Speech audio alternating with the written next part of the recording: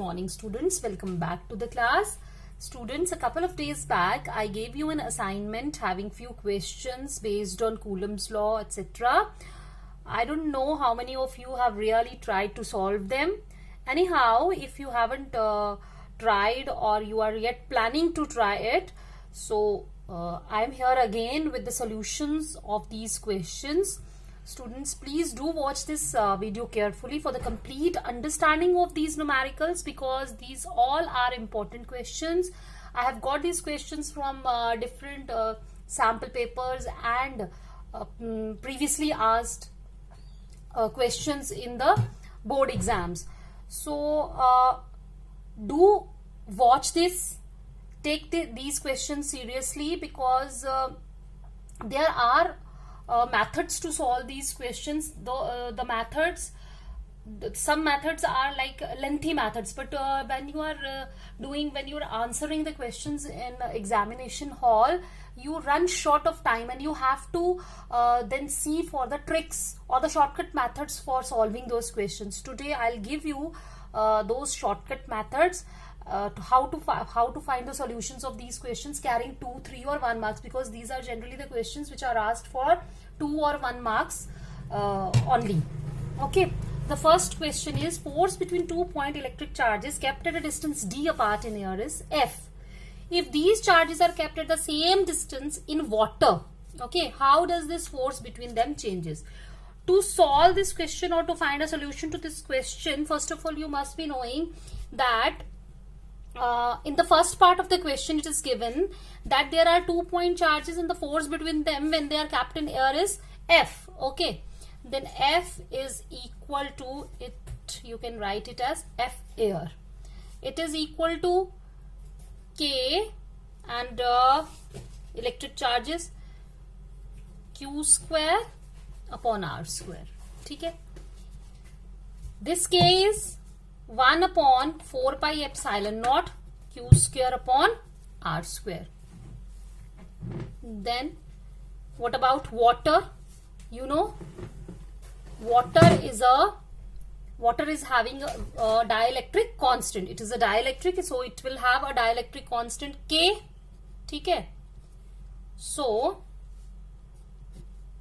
it will be Q square upon R square, and the value of K for water is 80.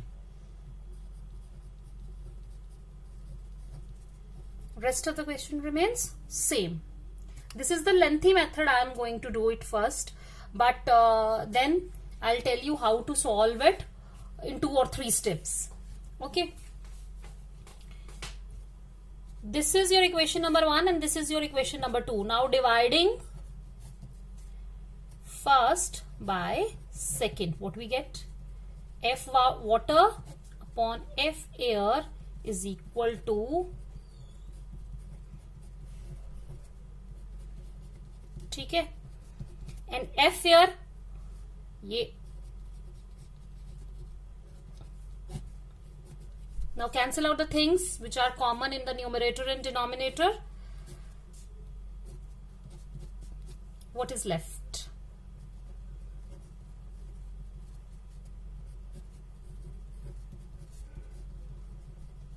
Okay, the force in the water becomes 1 upon 80 times the force in air. Clear हुआ? अब let me tell you how to solve this question in 1 or 2 step. ठीक है, you know, आपको पता है कि force जो है that is inversely proportional to किसकी होती है? K के. यहाँ देखो ना, K किस में आ रहा है? डिनोमिनेटर में. ठीक है, यहां पर भी K है, but the value of K, that is dielectric constant for air, is 1. तो F is inversely proportional to K. तो आप बताओ मुझे, जब मैं ये रेशियो लिखूंगी F water upon F air, that will be equal to, बाकी सारी चीजें तो कैंसिल आउट हो जाएंगी बिकॉज वो दोनों सेम है, कांस्टेंट है, बिकॉज वहां क्वेश्चन में दिया है the charges are same and they are kept at the same distance in water. Only the medium is changing. Rest all the things are kept same. So आपको पता है K inversely proportional है. अगर F water ऊपर आया है तो die electric for water जो है वो नीचे आएगा, और अगर एफ नीचे आया है एयर का तो के इसका क्या आएगा, ऊपर आएगा। ठीक है, यहां से ये मुझे फाइंड आउट करना है, ये मुझे दिया है, ये 1 है और ये 80 है। तो what is F water equal to F air है, it is equal to F, वो क्वेश्चन में दिया है। तो ये देखो कैसे, without going into these calculations हमने फटाफट ये क्वेश्चन सॉल्व कर लिया। और वैसे भी आपको डाइलेक्ट्रिक कांस्टेंट की वैल्यू, डाइलेक्ट्रिक कांस्टेंट का जो फॉर्मूला है इन टर्म्स ऑफ फोर्स वो याद होना चाहिए कि what is dielectric constant equal to, dielectric constant किसके बराबर होता है, अगर आप यहां से देखोगे it will be F air upon F water. ठीक है, क्योंकि मुझे ये वाला देखो, आप यहीं से देख लो, क्योंकि K जो है दैट इज इनवर्सली प्रोपोर्शनल, तो एफ एयर के लिए ये वाटर का आएगा, ये है ना, ये वाटर का आएगा, ये एयर का आएगा, एयर वाला 1 है तो वो उसको हम कंसीडर नहीं करेंगे। तो K इक्वल टू ये है dielectric constant in case of, in terms of किसके, फोर्स के। तो ये आप अगर फॉर्मूला याद रखते हो, अगर आपको रट्टा नहीं मारना, अगर अंडरस्टैंडिंग करनी है, तो this is the best method you can follow. Now let's come to the second question. Force of attraction between 2 point charges plates at a distance d in air is F. ठीक है, what distance apart should these be kept in the same medium so the force between them becomes 3F and F by 3? तो ये value कितनी हो जाए, दो cases दिए हैं, एक 3F दिया और दूसरा F by 3 दिया। अब मैं इसको शॉर्टकट मेथड से करने की कोशिश करूंगी। ठीक है, अभी आपको इसमें एयर ही है, मीडियम इज एयर, सेम है मीडियम। इसमें जो चेंज किया है वो ये क्या कर रहे हैं चेंज, ये डिस्टेंस चेंज कर रहे हैं। क्या चेंज कर रहे हैं, डिस्टेंस चेंज कर रहे हैं। तो हमने अब जो रिलेशन फाइंड आउट करना है वो डिस्टेंस के साथ करना है। देखो, हमने जब भी क्वेश्चंस करने, हमने देखना है कौन सी चीजें सेम है और कौन सी चीजें वेरी कर रही हैं। और प्रोपोर्शनैलिटी में जो चीजें सेम होती हैं उसे हम कांस्टेंट ही मानते हैं, और जो बाकी चीज जो वेरी कर रही है उसी के साथ हम उसकी वेरिएशन को स्टडी करेंगे। Force of attraction between 2 point charges placed at its F. What distance apart should these be kept in the same medium so that the force between them becomes 3F and F by 3? अब जो point charges same है, medium से same है, यानी K same रहेगा। अब आपका जो फोर्स है, ठीक है, वो किसके साथ वेरी कर रहा है, डिस्टेंस के साथ। And from Coulomb's formula, Coulomb's law, you know that force is inversely proportional to distance का स्क्वायर। ठीक है, बाकी चीजें सेम है इसलिए फॉर्मूले में कैंसिल आउट हो जाएंगी जब हम इसकी रेशियो लेंगे। तो let me take the ratio, ये आ गई आपकी F, ये मैंने ले लिया force equal to F when the distance is D। ठीक है, let the new distance be, कितना ले लिया मैंने, D डैश, जो कि हमें फाइंड आउट करना है, which we have to find. तो फॉर D के लिए फोर्स F है, फॉर D डैश, ठीक है, पहले पार्ट के लिए फोर्स इज कितनी, 3F। सही हुआ, तो आपके पास आ गया F is directly proportional to, इसके लिए ये रिलेशन है। तो बताओ जो मेरा F डैश होगा that is inversely proportional to किसके आएगा, D डैश का स्क्वायर। क्लियर, अब मैं इसकी रेशियो लूंगी, क्यों लूंगी, बाकी चीजें कांस्टेंट है वो कैंसिल आउट हो जाएंगी। मैं लिखूंगी F dash upon F is equal to, क्योंकि वो उसके डिनोमिनेटर में आ रहा था, तो यहां पर भी जब हम इसकी रेशियो लेंगे तो D डैश कहां आएगा, डिनोमिनेटर में, और D कहां आएगा। जो चीज इस, जब इनवर्सली प्रोपोर्शनैलिटी का रिलेशन होता है, याद रखो जब आप रेशियो लेते हो तो जो क्वांटिटी ऊपर होती है उसके साथ जो रिलेशन है, जिस अगर इनवर्सली का रिलेशन है तो वो नीचे आएगा, अगर यहां पर जो डिनोमिनेटर में है उसके साथ जिसका रिलेशन है वो इसमें आएगा, न्यूमरेटर में आएगा। तो ये आ गया मेरा डी स्क्वायर और ये आ गया मेरा D dash square. New force हमें बनानी है जो वो दी हुई है, वो कितनी है, दैट इज 3f। ठीक है, मैं लिखूंगी 3f और ये तो मेरा f ही रहेगा, d का स्क्वायर और d डैश का भी स्क्वायर। ठीक है, अब f और f कैंसिल, स्क्वायर रूट ले लूंगी मैं इसका, d upon d dash is equal to आया मेरा √3। और मुझे क्या फाइंड आउट करना है, d डैश। तो बताओ d डैश इधर चला जाएगा तो आपका आंसर क्या आएगा, d अपॉन √3। ये हो गया a पार्ट के लिए। अब मेरे पास क्या आया, b part, again f dash upon f is equal to मेरे पास आ गया d स्क्वायर। इसमें बताओ मुझे, f डैश इसमें दे रखी है आपकी f/3, कितना दिया है, और यहां क्या आया f, तो ये आया d square upon d dash का स्क्वायर। ये और ये कैंसिल हो गया, मेरा आंसर आया 1/3 is equal to d square upon, अब मैं फिर से इसका स्क्वायर रूट लूंगी, मेरे पास आया 1/√3 is equal to d upon d dash. तो यहां से मेरा d डैश किसके बराबर निकल गया, जो कि मुझे फाइंड आउट करना है, √3d है ना। Question simple. अगर आपको इसके टेक्निक्स पता हो, टेक्निक्स कब आती है, जब हमें अच्छे से फॉर्मूले पता हो, कॉन्सेप्ट्स क्लियर हो। I hope it is clear now. How does the force between 2 point charges change if the dielectric constant of the medium in which they are kept increase? देखो अब सिंपल है कि force is inversely proportional to dielectric constant। ठीक है, तो when the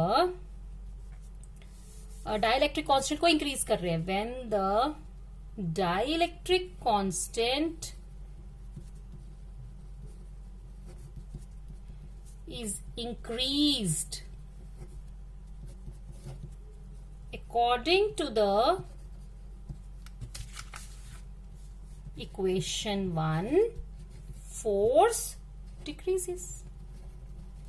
That is why कि जब हम दो चार्जेस के बीच में मीडियम को एयर को रिप्लेस करते हैं बाय वाटर, ठीक है, एयर का dielectric constant is 1 and water का dielectric constant is 80, means the dielectric constant has been increased when you place the similar kind of two charges instead of air into water. What happens? क्या होता है वहां पर, the force of attraction between the different types of, अगर आपने दो different charges वहां पे रखे हुए हैं, the force of attraction या oblique repulsion depending upon the nature of the charges, वो क्या होती है, decrease करती है, and the Coulomb's electrostatic force of repulsion or attraction becomes weak. वो weak हो जाती है जब आप एयर के बजाय, यहां पर मैं सिर्फ वाटर का एग्जांपल ले रही हूं क्योंकि वाटर के लिए मुझे पता है डाइलेक्ट्रिक कांस्टेंट इज 80, तो आपको इसलिए बता रही हूं।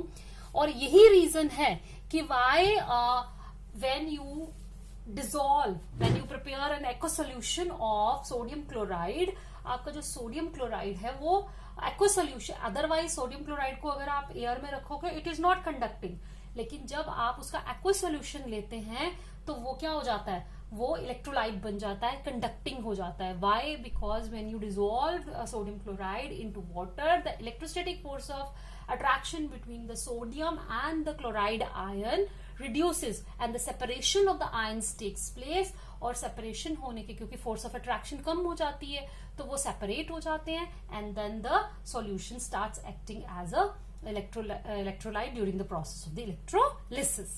ठीक है, this is the reason.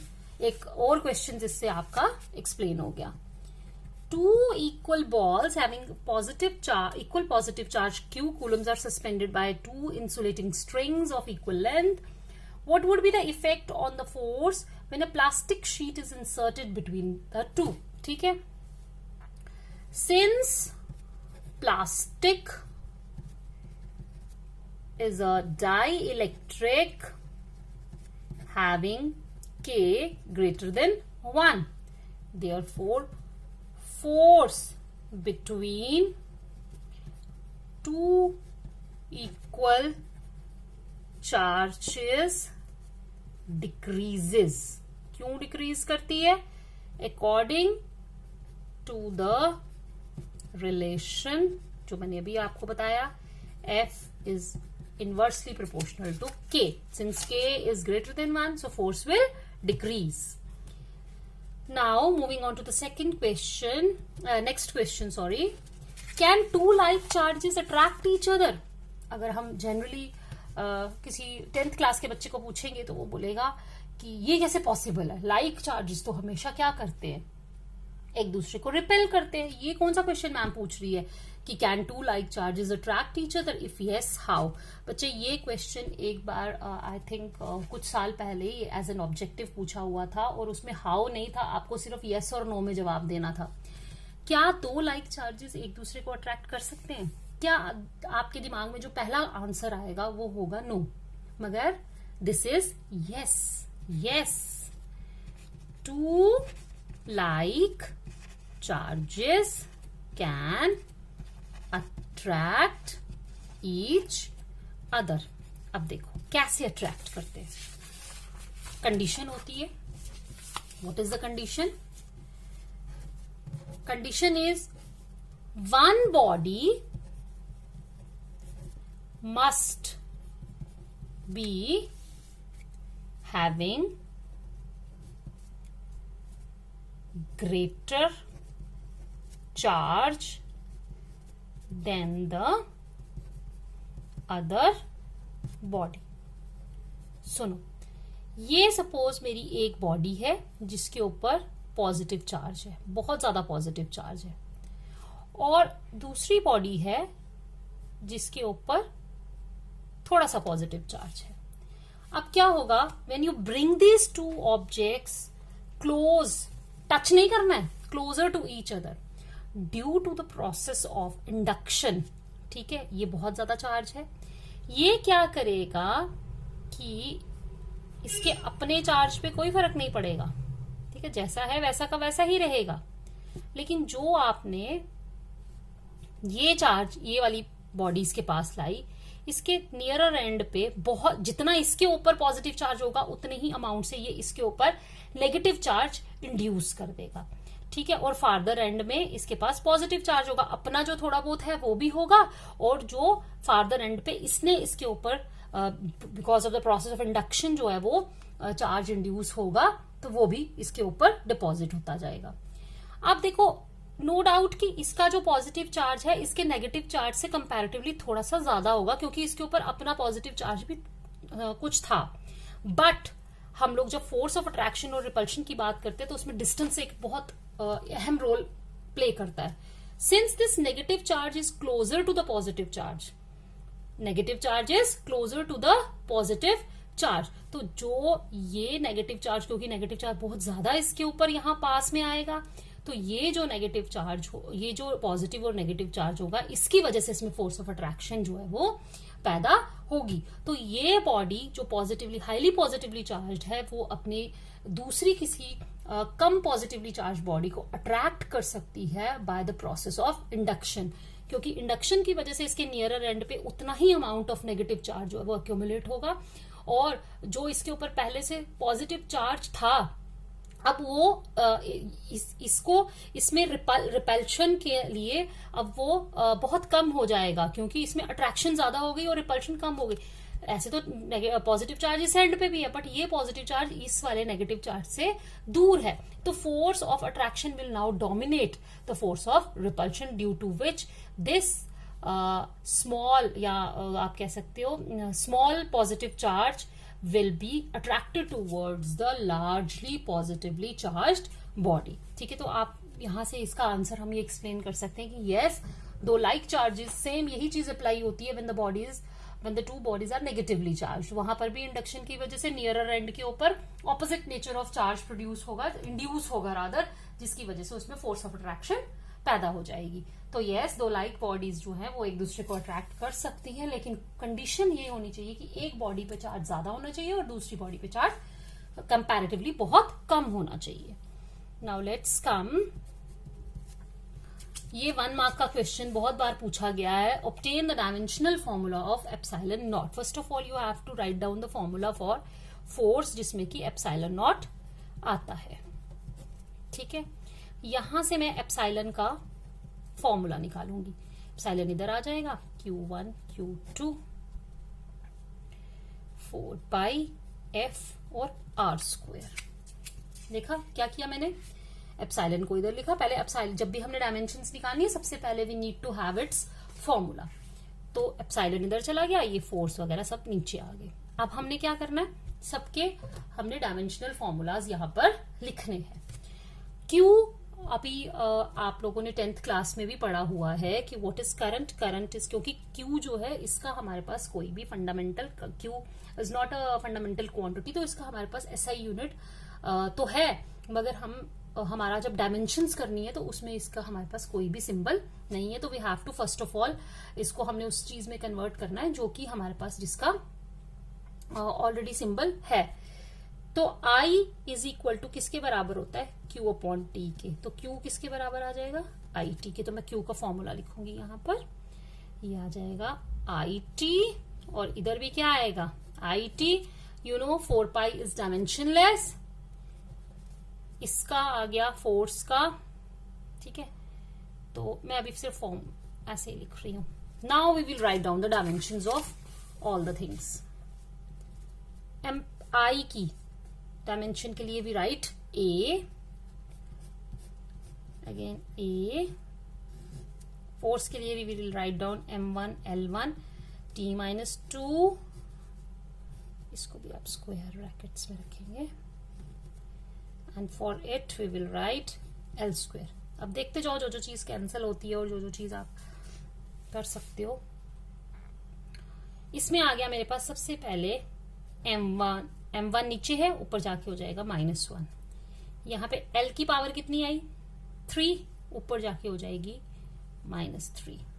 A की देखो, A की 2, यहां पर A की पावर है -2 और ऊपर है A की पावर +2, ये माइनस ऊपर जाके बना देगा प्लस, और T की भी आ गई आपके पास 4। तो this is the dimensional formula for epsilon. ठीक है, देखने में तो करने में बहुत आसान है, वो तब जब हमें सभी चीज का पहले से पता हो। एक भी जगह हमसे गलती हुई तो ये एरर आ जाएगा इसमें।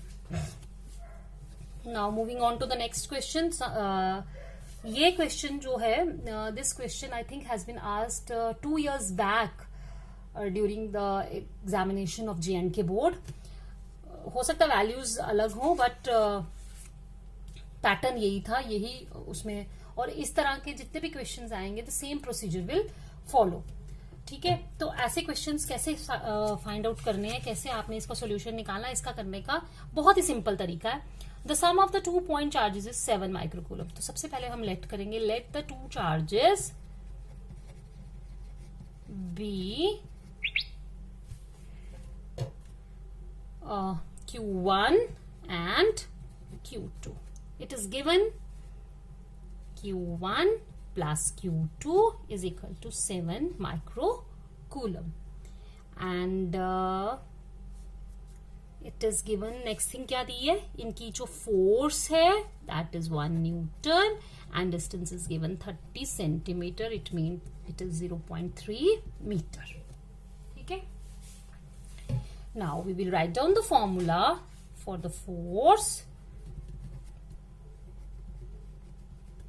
ओके, ठीक है, यहां से देखो फोर्स की वैल्यू हमें दी है 1 न्यूटन, तो 1 आ जाएगा।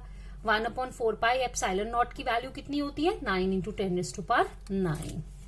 ठीक, अब दो जो चार्जेस आपको दिए हैं Q1 एंड Q2 वो है 7 माइक्रोकूलम। तो माइक्रोकूलम किसके बराबर होता है 7 × 10⁻⁻⁶। हम इसको कन्वर्ट करके लिख लेंगे पहले से ही। और यहां पर भी ये लिख लेंगे, ठीक है।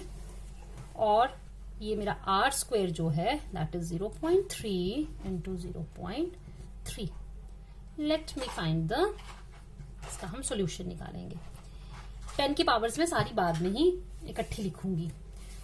9 इंटू 7 इंटू 7 कितना होता है 49। 10 की पावर -6, 10 की पावर -6 -12 और +9, ठीक है।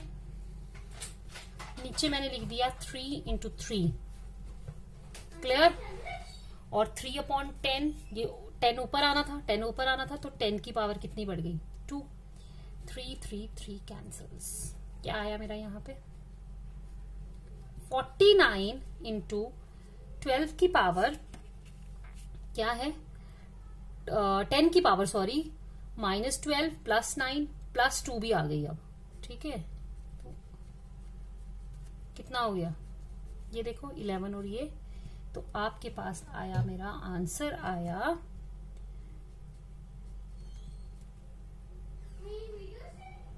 ठीक। Oh sorry sorry sorry sorry sorry sorry sorry sorry sorry,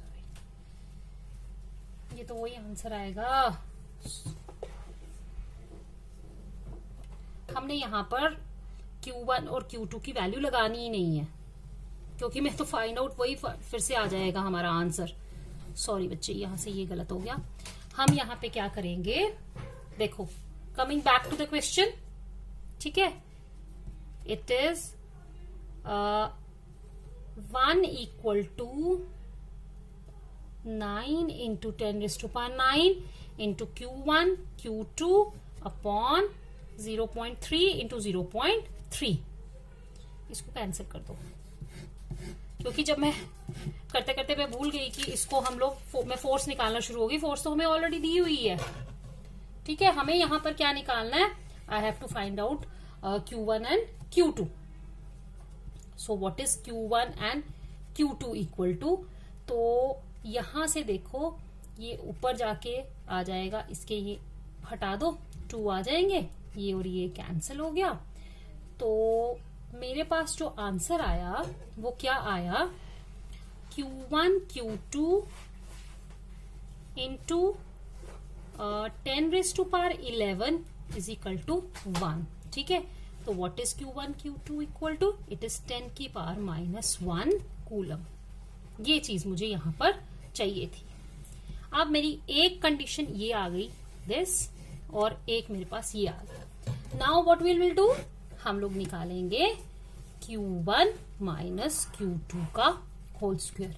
जो लोग मैथ्स पढ़ते हैं उनको पता होगा कि ये फॉर्मूला जो है वो किसके बराबर होता है, that is equal to Q1 plus Q2 square का whole square -2Q1 sorry -4Q1 Q2। देखो ये कैसे बना है, आप Q1 माइनस Q2 का होल स्क्वायर लिखिए, क्या आएगा वो Q1 square plus Q2 square -2Q1 Q2।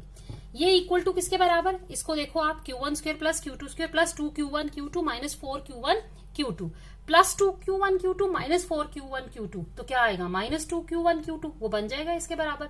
मैंने यहाँ पर इसलिए इस आइडेंटिटी का यूज किया है क्योंकि मुझे ये वैल्यू निकालनी और ये इनकी वैल्यूज मुझे पता है। ये Q1 प्लस Q2 की वैल्यू मुझे पता है, वो कितनी दी हुई है, it is 7 micro coulomb. Because यहां पर मैंने क्या किया था, ये गलती मैंने यहां क्या की, ये बहुत बार हमसे गलती हो जाती है कि मैंने इसको क्वेश्चन को Q1 प्लस Q2 की जो है मैंने इसको Q1 समझा और इसमें सब्सटीट्यूट करना शुरू हो गई। नो, ये कभी भी आंसर नहीं आता हमारा ये, ठीक है। तो आप अगर आप सही तरीके से चल रहे हो तो जहां पर आपकी गलती होती है आपको खुद ब खुद पता चल जाता है कि नहीं यार मेरे से कुछ गड़बड़ हो रही है।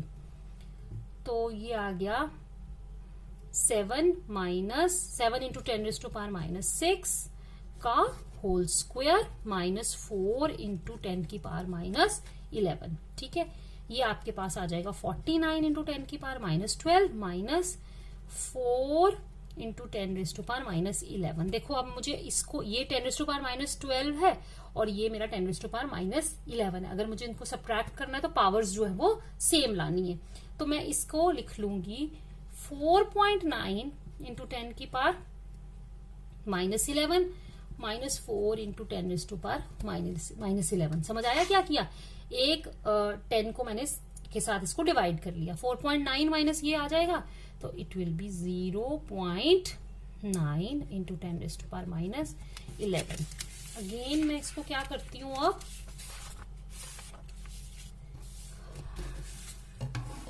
आई विल राइट हियर, इसको मैं लिखूंगी Q1 minus Q2, Q1 minus Q2 के स्क्वायर को लिख दूंगी मैं 9, इसको मैं 10 के साथ मल्टीप्लाई एंड 10 के साथ डिवाइड करूंगी तो ये -12 आ जाएगा। तो अगर मैं स्क्वायर रूट लेती हूं तो ये आ जाएगा 3 इंटू 10⁻⁻6। ठीक है, एक मेरे पास आ गया ये, ठीक है, ये आ गई मेरी इक्वेशन 1 और ये आ गई मेरी इक्वेशन 2। सॉल्विंग, यहां लिखती हूं सॉल्विंग 1 एंड 2, बताओ इनको सॉल्व करो। Q2 अगर मैं यहां से कैंसिल कर दूं, दोनों को ऐड करूं तो 2Q1 is equal to 10 micro coulomb. तो Q1 किसके बराबर आएगा? 5 माइक्रो कूलम। तो ऑब्वियसली मेरा Q2 किसके बराबर आ जाएगा? 2 माइक्रो कूलम। ये क्वेश्चन है ये। सो आपने ये क्वेश्चन इस तरीके से फाइंड आउट करना है। ठीक है, moving on to our next question, that is calculate the coulomb force between a proton and an electron separated by 0.8 into 10⁻⁻15 metre.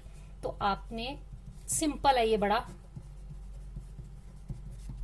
यहां पे Q1 into Q2 upon R², 9 into 10⁻9, एक का चार्ज प्रोटॉन है तो -19, दूसरा भी क्योंकि हमने इसमें साइन नहीं लेना होता तो दोनों 1.6 इंटू 1.6, और डिस्टेंस है इसका लेंगे हम स्क्वायर। ठीक है, जल्दी से इसको हम करेंगे। 9 इंटू 1.6, सारे नंबर्स एक तरफ, पावर्स एक तरफ, 10 की पावर 9 -19 ये हो जाएगा -30, ऊपर जाके +30।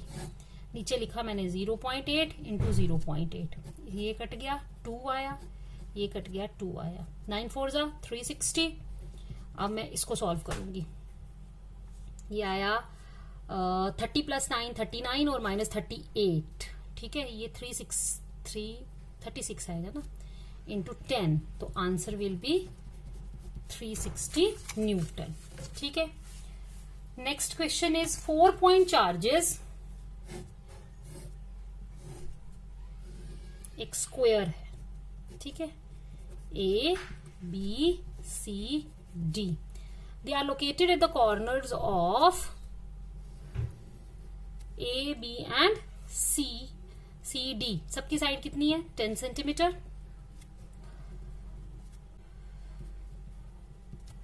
अब A के ऊपर चार्ज कितना रखा है? 2 माइक्रोकूलम। B के ऊपर -5 माइक्रोकूलम। C के ऊपर 2 माइक्रोकूलम, D के ऊपर -5 microcoulomb. What is the force on the charge, जिसको हमने सेंटर में रखा है, इसीलिए मैंने डायगोनल्स ड्रॉ किए थे। यहां पे है 1 माइक्रोकूलम। ठीक है, अब बताओ कितनी टोटल फोर्स ये एक्सपीरियंस करेगा। मुझे बताओ, सभी साइड्स स्क्वायर की बराबर हैं, इसके डायगोनल्स जो हैं वो इंटरसेक्ट करते हैं, इसका मतलब है कि ये डिस्टेंस और ये डिस्टेंस भी बराबर होगा, ये डिस्टेंस और ये डिस्टेंस भी बराबर होगा।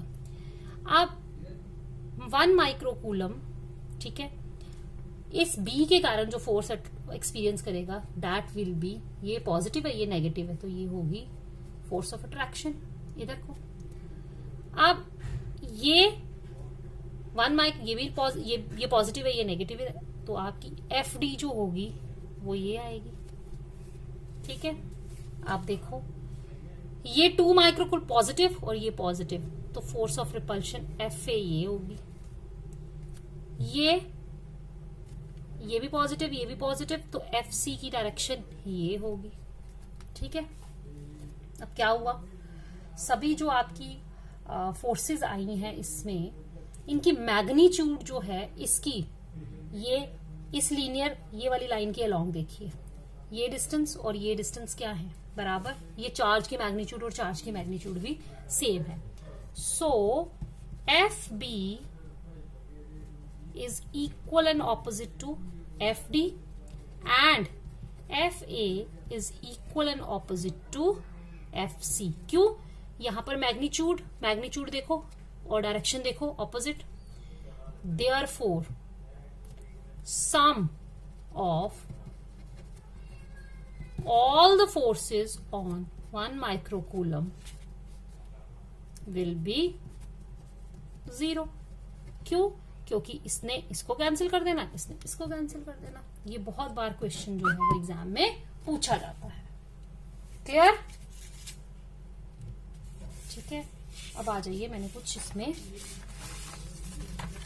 कॉन्सेप्चुअल क्वेश्चंस लिखे हुए हैं, इनका आंसर भी दिया हुआ है. मैं जस्ट आपको एक इसकी एक्सप्लेनेशन दूंगी.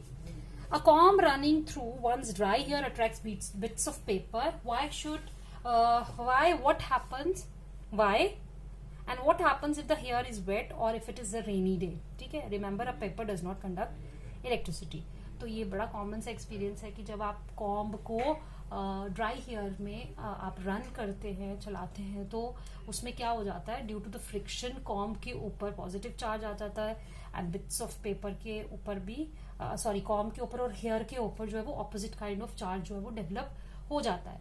और जब आपका कॉम्ब जो है वो चार्ज हुआ है तो when you bring it close to the bits of the paper, तो उसके ऊपर opposite kind of charge induce हो जाता है, जिसकी वजह से वो बिट्स ऑफ पेपर को अपनी तरफ अट्रैक्ट करता है. रिमेंबर, ये चीज होती है, बट अगर आपके बाल गीले हों या अगर आप ये एक्सपेरिमेंट ह्यूमिड डे पे कर रहे हैं तो क्या होता है कि ये चीज पॉसिबल नहीं होती. उस समय जो आपका कॉम्ब है, अगर आप कॉम्ब को वेट हेयर से रन करते हैं या ह्यूमिड डे पे एक्सपेरिमेंट करते हैं, then it is not going to attract the bits of paper. The reason is because the presence of water और ह्यूमिडिटी वो क्या करते हैं, they increases the chances of leakage of charge from the comb. ठीक है. Because आपको पता है कि जब चार्ज जो है वो कॉम्ब के ऊपर एक्यूमुलेट हो जाएगा और अगर वहां पर वाटर है, water is a better conductor than the air, तो वो चार्ज को अपने साथ ले जाएगा और चार्ज जो है वो सराउंडिंग में लीक हो जाएगा, जिसकी वजह से accumulation of the charge on the comb will not takes place. तो जब चार्ज होगा ही नहीं कॉम्ब के ऊपर तो वो किसको अट्रैक्ट करेगा? There will be no attraction of the comb and the paper. वो मैंने इसमें लिख दिया है. Ordinary rubber is an insulator, but special types of aircraft are made slightly conducting. Why is this necessary? ठीक है. जब during the landing of the aircraft क्या होता है कि जो आपका एयरक्राफ्ट है जब वो लैंड करता है जमीन पर, तो because of the friction between the tyres and the land, tyre के ऊपर बहुत ज्यादा या एयरक्राफ्ट के ऊपर there are chances of the accumulation of charges, because air friction के कारण उसके ऊपर चार्जेस जो है वो एक्यूमुलेट हो जाते हैं. And whenever there is an accumulation of charge it produces spark. तो जब वो लैंड करेगा तो अगर इतना ज्यादा चार्ज उसके ऊपर एक्यूमुलेट हो जाएगा तो it may produces spark and ultimately it will cause to the fire. तो अगर हम उसके जो टायर्स हैं उनको कंडक्टिंग बनाएंगे तो टायर्स के कंडक्टिंग होने से क्या होगा, जब वो लैंड करेगा तो जो चार्ज एयर फ्रिक्शन के कारण एयरक्राफ्ट के ऊपर डेवलप होता है वो उन कंडक्टिंग टायर्स के थ्रू ग्राउंड में चला जाएगा, जिसकी वजह से द चार्ज जो है वो does not gate accumulated on the aircraft and the aircraft जो है वो उसमें स्पार्क प्रोड्यूस नहीं होगी और चांसेस जो है वो आग लगने के चांसेस रिड्यूस हो जाएंगे. Vehicles carrying inflammable materials usually have metallic ropes touching the ground during motion. Why? इसमें भी वही होगा कि जब गाड़ियां चलती हैं तो because of the friction of the air गाड़ी की बॉडी के ऊपर accumulation of charge takes place. ठीक है. लेकिन उनको हमने ग्राउंड के साथ जो उसका कनेक्शन है वो थ्रू रबर टायर्स है और रबर टायर्स जो है वो इंसुलेटर है. तो गाड़ी के ऊपर अगर लगातार चार्ज एक्यूमुलेट होता रहेगा तो again the chances of spark and fire are building up. तो उसको रिड्यूस करने के लिए हम लोग उसके साथ मेटालिक रोप्स लगाते हैं कि जैसे ही चार्ज व्हीकल के ऊपर आए वो चार्ज जो है वो थ्रू मेटालिक रोप्स ग्राउंड में चला जाए, जिसकी वजह से आपकी गाड़ी जो है वो चार्ज फ्री हो जाए. Then a bird perches on a bare high power but nothing happens to the bird. A man standing on the ground touches the same line and gets a fatal shock. Why? Because जब आपने बड़ी बार देखा होगा कि birds जो है वो एक सिंगल वायर के ऊपर बैठी होती है लेकिन उनको फैटल शॉक नहीं लगता, मतलब उनको उनकी जान को कोई उससे खतरा नहीं होता, लेकिन अगर कोई इंसान जो है वो जमीन पे खड़ा होकर लाइव वायर को हाथ लगाता है तो उसको इलेक्ट्रिक शॉक लगता है, जिसकी वजह से उसकी डेथ भी हो सकती है। रीजन ये है कि जब बर्ड एक सिंगल लाइन पे बैठी होती है, the circuit is not completed, और जब तक सर्किट कंप्लीट नहीं होता तब तक इलेक्ट्रिक शॉक नहीं आता। बट जब एक कोई इंसान या कोई भी जो है बॉडी जब ग्राउंड पे खड़ी होकर उस लाइव वायर को टच करेगी, तो potential difference between that wire and the ground that completes the circuit. ठीक है, जब वो सर्किट कंप्लीट हो जाएगा then the person will have an electric shock. तो शॉक जो है करंट का इफेक्ट तभी होता है, करंट तभी फ्लो करती है, ये आप नेक्स्ट चैप्टर में पढ़ेंगे करंट इलेक्ट्रिसिटी में, कि when the circuit is completed, unless and until the circuit is incomplete, जब तक unless and until the circuit is completed the flow of current does not take place. और अगर current flow ही नहीं करेगी तो उसका कोई इफेक्ट भी नहीं होगा। That's all what I had for you today. See you in our next lecture, जो कि मैं इलेक्ट्रिक फील्ड के साथ अब जो न्यूमेरिकल्स रिलेटेड है उसमें वो कराऊंगी।